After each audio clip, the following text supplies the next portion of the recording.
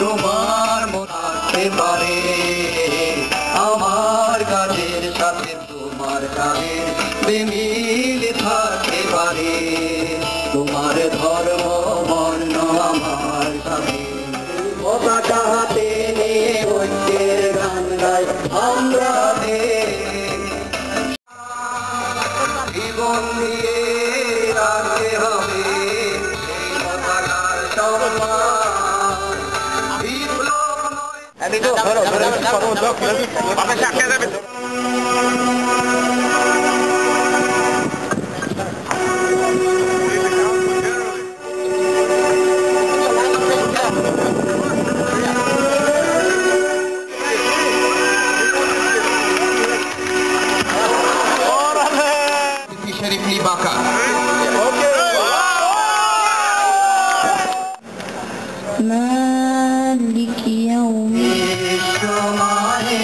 Unit where I work is one of the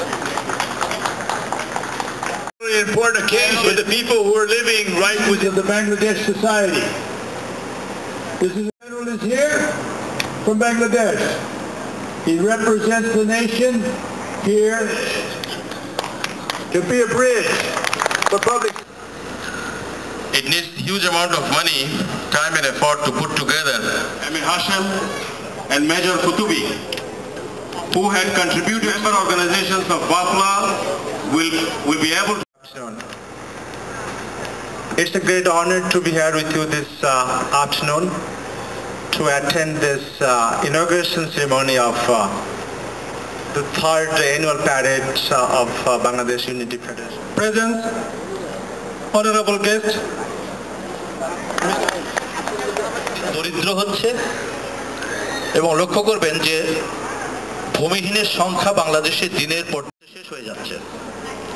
তাহলে যে কৃষি নিয়ে আমরা এত গর্ব করি সেই কৃষির ব্যাপারে বা সেই কৃষির উন্নতির ব্যাপারে আমরা একদম আমাদের স্ব অবস্থান থেকে কে কতটুকু কাজ করেছি বা কতটুকু এগোতে পেরেছি। স্বাধীনতার পর আপনারা যেমন আজকে অনেক প্রবাসী পৃথিবীর বিভিন্ন দেশে বসবাস করছে, কেউ কেউ স্বাধীনতার পরবর্তী সময় এসছে যাদের 30 বছর 35 বছর হয়ে গেছে তারা অনেক ভালো আছেন।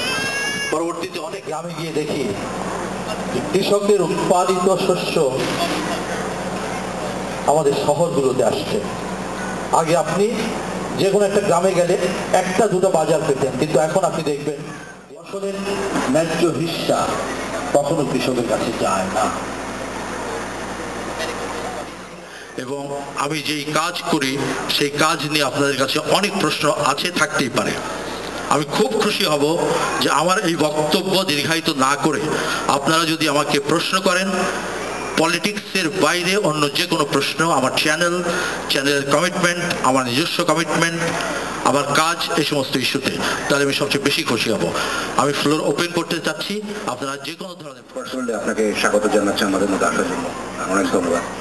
আমার প্রশ্ন আপনার কাছে একটু আমাদেরকে জানাতে, জেনেটিক ফুড এবং বাংলাদেশ এই নিয়ে কথার উপরে ডক্টর বন্দনা সেবা অবজেকশন দেওয়ার পরে সেটা বন্ধ করেছেন। তো মধ্যে কথা জেনেটিক ফুড এবং বাংলাদেশ এই নিয়ে আমাদের এটাও তো এক ধরনের জেনেটিক ইঞ্জিনিয়ারিং থেকে আসলো সারা পৃথিবী জুড়ে, যে ওই 3 মণ 4 মণকে অন্তত 30 মণ না করতে পারলে সারা পৃথিবীর এই বর্ধিত জনসংখ্যাকে খাইয়ে বাঁচিয়ে রাখা যাবে না। তখনই কিন্তু গ্রিন রেভলিউশনটা আসলো। এই গ্রিন রেভলিউশন নিয়ে অনেকেরই আপত্তি আছে, কিন্তু সবচেয়ে বড় কথা হচ্ছে বিশেষ করে পরিবেশবাদীদের সবচেয়ে সবচেয়ে বড় বাংলাদেশেও কিন্তু সেই সময় থেকেই ইউজুয়ালি সীমাবদ্ধ উৎপাদন করছি। যেমন আমি খুব সাম্প্রতিক সময়ের একটি উদাহরণ তুলে সম্বর্ধিত করুন। আমি আর যারা আগ্রহী আসুন আসুন।